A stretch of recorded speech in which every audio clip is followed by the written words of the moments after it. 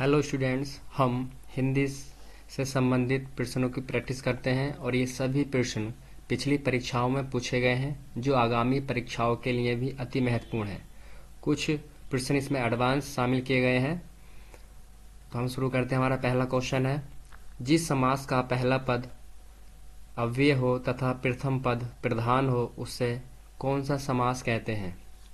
जिस समास का पहला पद अव्यय और प्रथम पद प्रधान हो।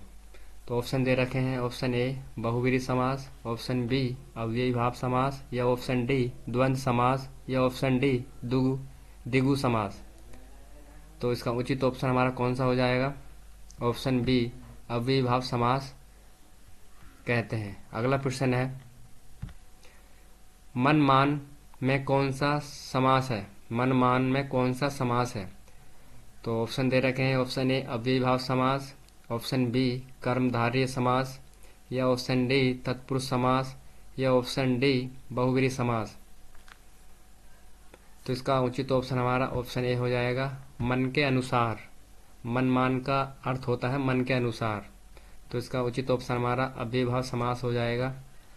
नेक्स्ट क्वेश्चन है, महाऔषधि महोषधि में कौन सा समास है? महोषधि में कौन सा समास है? ऑप्शन ए तत्पुरुष समास, ऑप्शन बी कर्मधारय समास, या ऑप्शन सी अव्ययी भाव समास, या ऑप्शन डी बहुव्रीहि समास।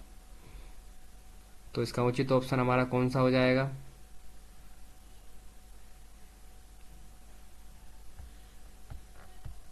ऑप्शन बी हो जाएगा कर्मधारय समास। महोषधि का अर्थ हो जाएगा महाऔषधि। तो महा यहाँ पे विशेषण शब्द हो जाएगा और औषधि विशेष्य शब्द। तो ये उचित ऑप्शन हमारा बी हो जाएगा, कर्मधारय का उदाहरण है महाऔषधि। नेक्स्ट क्वेश्चन है, वज्रदेह में कौन सा समास है? वज्रदेह में कौन सा समास है ये पहचानना है।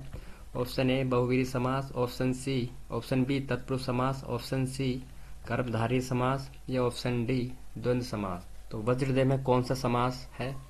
तो इसका उचित ऑप्शन हो जाएगा हमारा ऑप्शन सी, वज्र के समान देह वाला वज्रदेह कहलाता है। अगला प्रश्न है, तत्पुरुष समास में तत्पुरुष का शब्दार्थ क्या होता है? तत्पुरुष समास में तत्पुरुष का शब्दार्थ क्या होता है? ऑप्शन ए मेरा पुरुष, ऑप्शन बी उसका पुरुष, ऑप्शन सी जिसका पुरुष, या ऑप्शन डी किसका पुरुष। तो तत्पुरुष का अर्थ क्या होता है? तो उसका उचित ऑप्शन हमारा ऑप्शन बी हो जाएगा, उसका पुरुष। अगला प्रश्न है, हरिशंकर में कौन सा समास है?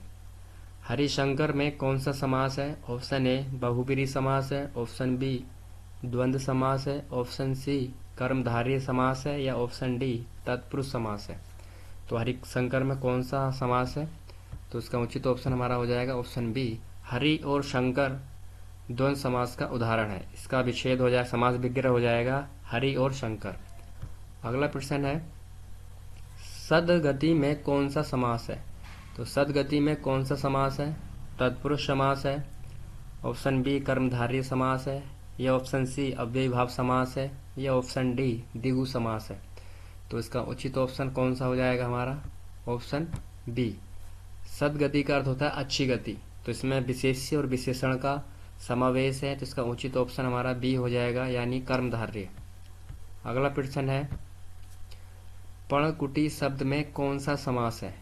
पर्णकुटी शब्द में कौन सा समास है पहचानना है। ऑप्शन ए द्वंद्व समास, ऑप्शन बी कर्मधारय समास, ऑप्शन सी तत्पुरुष समास, या ऑप्शन डी बहुव्रीहि समास। पर्णकुटी में तो पर्ण से बनी कुटी, पर्ण से पत्तों से बनी कुटिया को पर्णकुटी कह सकते हैं। तो इसका उचित ऑप्शन हमारा तत्पुरुष समास का उदाहरण है। ये ऑप्शन हमारा सी उचित हो जाएगा पर्णकुटी के लिए।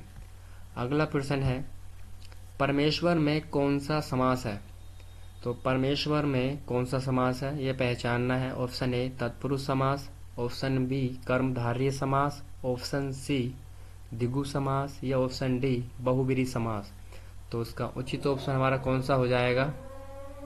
सही ऑप्शन है हमारा ऑप्शन बी कर्मधारय।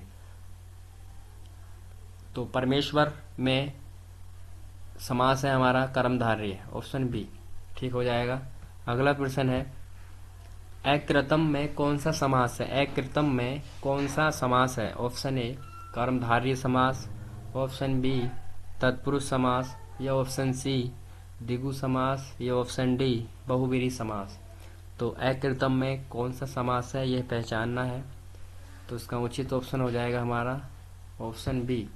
ये तत्पुरुष समास का नन समास के अंतर्गत आता है। आ यहाँ पर नेगेटिव का सेंस देता है, और किसी भी शब्द में नेगेटिव का अगर सेंस आ रहा है तो वो तत्पुरुष समास का नन समास के द्वारा आता है। हमारा अगला प्रश्न है,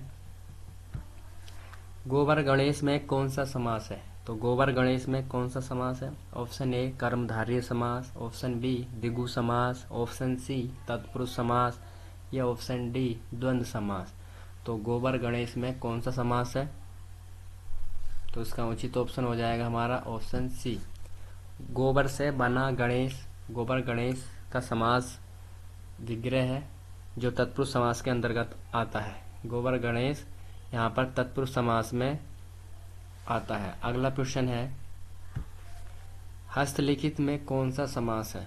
हस्तलिखित में कौन सा समास है? ऑप्शन ए अधिकरण तत्पुरुष समास, ऑप्शन बी संबंध तत्पुरुष, ऑप्शन सी करण तत्पुरुष, ऑप्शन डी अपादान तत्पुरुष। तो हस्तलिखित में यहाँ पर हाथ के द्वारा लिखित, तो यहाँ पर उचित ऑप्शन हो जाएगा हमारा करण तत्पुरुष समास। अगला प्रश्न है, शस्त्र प्रवीण में कौन सा समास है? शास्त्र प्रवीण में कौन सा समास है? ऑप्शन ए द्विगु समास, ऑप्शन बी तत्पुरुष समास, ऑप्शन सी कर्मधारय समास, या ऑप्शन डी इनमें से कोई नहीं। तो शास्त्र प्रवीण, शस्त्र में प्रवीण यानी शस्त्र में जो निपुण हो, सक्षम हो, वह शास्त्र प्रवीण कहलाएगा। तो ये तत्पुरुष का अधिकरण समास के अंतर्गत आएगा। अगला प्रश्न है, घुड़दौड़ में कौन सा समास है? घुड़दौड़ में कौन सा समास है? ऑप्शन ए द्विगु समास, ऑप्शन बी तत्पुरुष समास, ऑप्शन सी बहुव्रीहि समास, या ऑप्शन डी द्वंद्व समास। तो घुड़दौड़ का समास विग्रह होगा घोड़े की दौड़। तो घोड़ों की दौड़ में तो इसका तत्पुरुष समास के अंतर्गत आ जाएगा। ये ऑप्शन हमारा बी सही हो जाएगा। अगला प्रश्न है, वाचस्पति में कौन सा समास है? तो वाचस्पति में कौन सा समास है? ऑप्शन ए नन तत्पुरुष समास, ऑप्शन बी अलुक तत्पुरुष, या ऑप्शन सी संबंध तत्पुरुष, या ऑप्शन डी बहुव्रीहि समास। तो इसका उचित ऑप्शन हमारा कौन सा हो जाएगा? ये अलुक तत्पुरुष समास हो जाएगा। तो ये हमारे 15 क्वेश्चन कंप्लीट होते हैं। आपके कितने क्वेश्चन करेक्ट हुए हैं या इनकरेक्ट हुए हैं कमेंट में ज़रूर लिखें।